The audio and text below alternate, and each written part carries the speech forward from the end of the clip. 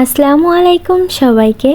Culinary canvas থেকে আমি জান্নাতুল হাজির হয়ে গেলাম একটা অসাধারণ স্বাদের মাংস রান্না নিয়ে। আজকের রান্নাটা কিন্তু সাবস্ক্রিপশানে স্পেশাল।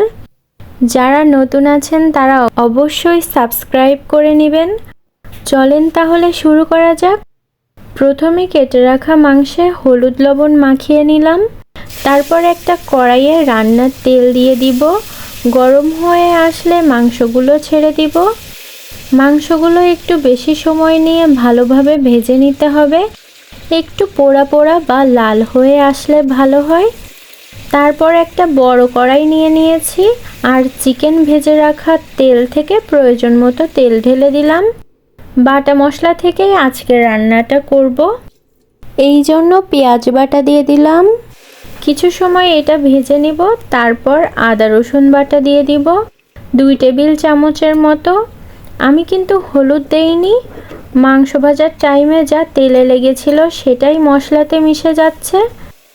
তারপর 1.5 টেবিল চামচ শুকনো মরিচের গুঁড়া, 1 চা চামচ লবণ, 1 চা চামচ গোলমরিচের গুঁড়া, 1.5 চামচ জিরা গুঁড়া, কয়েকটা লবঙ্গ, কয়েক টুকরা দারুচিনি, কয়েকটা এলাচ আর 2-3টা তেজপাতা ছিঁড়ে দিয়েছি।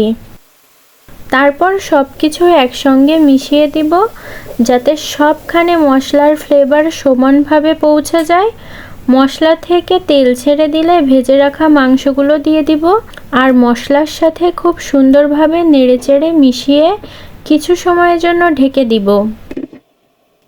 মাঝে মাঝে ঢাকনা তুলে নেড়ে দিব যাতে লেগে না যায়। কিছু সময় জাল করে এবার প্রয়োজন মতো পানি দিয়ে দিয়েছি। আমি 1 বাটির মতো পানি দিয়েছি, কারণ মাংস সিদ্ধ হতে বেশি পানি বা সময় লাগবে না। যেহেতু আগে থেকেই আমি মাংস 50%-এর মতো ভেজে নিয়েছি।